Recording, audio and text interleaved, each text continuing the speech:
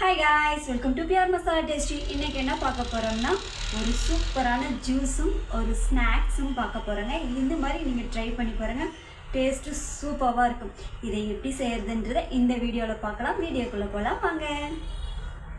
இந்த ஜூஸ் செய்ய என்னென்ன பழம் தேவைப்படுது அப்படின்றத பார்த்துடலாங்க. நாவப்பழம், வாழைப்பழம், ஃப்ரெஷ் டேட்ஸ் இது இருந்தால் போதுங்க. ஒரு சூப்பரான ஜூஸை இப்போ நம்ம ரெடி பண்ண போகிறோம்.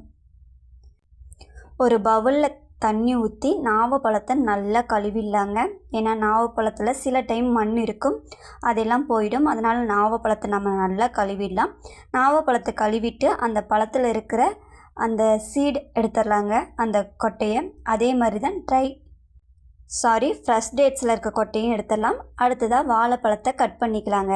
இந்த மாதிரி ஜூஸ் நீங்கள் உங்கள் குட்டீஸ்க்கு கொடுத்து பார்த்தீங்கன்னா மறுபடியும் இது வேணும்னு கேட்பாங்க. இது ரொம்ப ஹெல்த்தி. ஏன்னா இதில் நம்ம சேர்த்துருக்க பொருள் எல்லாமே அவ்வளோ ஒரு ஹெல்த்தியான பொருளாக சேர்த்துருக்கோம். பார்த்திங்கன்னா நம்ம எல்லாமே இப்போ ரெடி பண்ணிட்டோம். இப்போ ஒவ்வொன்றா மிக்ஸி ஜாரில் ஆட் பண்ணிக்கலாங்க. ஃபஸ்ட்டு நாவப்பழத்தை இதில் ஆட் பண்ணிக்கலாம். அடுத்ததாக ஃப்ரெஷ் டேட்ஸையும் ஆட் பண்ணிக்கலாம். அடுத்ததாக வாழைப்பழமும் ஆட் பண்ணிக்கலாங்க. உங்களுக்கு தேவைப்பட்டால் நீங்கள் சர்க்கரை ஆட் பண்ணிக்கலாம், இல்லை அப்படின்னா சர்க்கரை தேவையில்லை. இங்கே நம்ம வீட்டில் பார்த்திங்கன்னா குட்டீஸ் இருக்காங்க, அவங்களுக்காக தான் ஜூஸ் ப்ரிப்பேர் பண்ணிகிட்ருக்கேன். ஸோ அவங்களுக்கு கொஞ்சம் ஸ்வீட்டாக வேணுன்றதுக்காக நான் இதில் சர்க்கரை ஆட் பண்ணியிருக்கேன். உங்களுக்கு தேவைப்பட்டால் ஆட் பண்ணிக்கோங்க, தேவையில்லைன்னா விட்டுருங்க. அடுத்ததாக பார்த்திங்கன்னா இதை மிக்ஸி ஜாரில் போட்டு நல்லா அரைச்சிடலாங்க. பார்த்திங்கன்னா ஒரு சூப்பரான நாவப்பழ ஜூஸ் ரெடி பண்ணிட்டேங்க. இது ரொம்ப ஹெல்த்தியான ஜூஸ். ஏன்னா இதில் நம்ம ஆட் பண்ணியிருக்கிற பழங்கள்லாம் அப்படிப்பட்டது. இந்த மாதிரி நீங்களும் உங்கள் வீட்டு குட்டீஸ்க்கும் சரி, நீங்களும் சரி இதை குடிங்க. கண்டிப்பாக உங்களுக்கு இது ரொம்பவே யூஸ்ஃபுல்லாக இருக்கும். இப்போ சூப்பராக ஜூஸை நம்ம ரெடி பண்ணிட்டோம். அடுத்ததாக ஸ்நாக்ஸை நம்ம இப்போ ரெடி பண்ண போகிறோம்.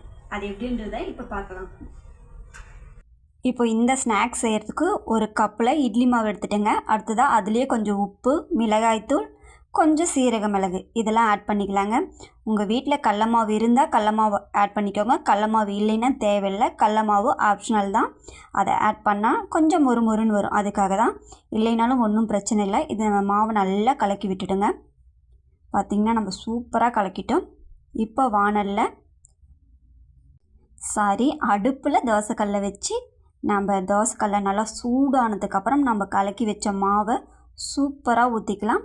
அதை அப்படியே ஒரு கரண்டியும் அப்படியே ஊற்றிடுங்க. அதை நீங்கள் தோசை பண்ணுற மாதிரி பண்ண தேவையில்லை. இது கொஞ்சம் பன்னு மாதிரி பார்க்குறதுக்கு இருந்தால் இது சூப்பராக இருக்கும்.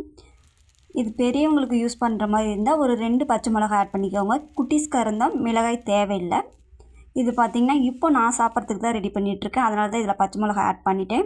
இன்னும் கொஞ்சம் மாவு இருக்குது. பாப்பா தம்பி அவங்களுக்கு மிளகாய் இல்லாமல் ஆட் பண்ணி கொடுக்க போகிறேன். பார்த்திங்கன்னா சூப்பராக இந்த ஸ்நாக்ஸும் ரெடி பண்ணிட்டோம்.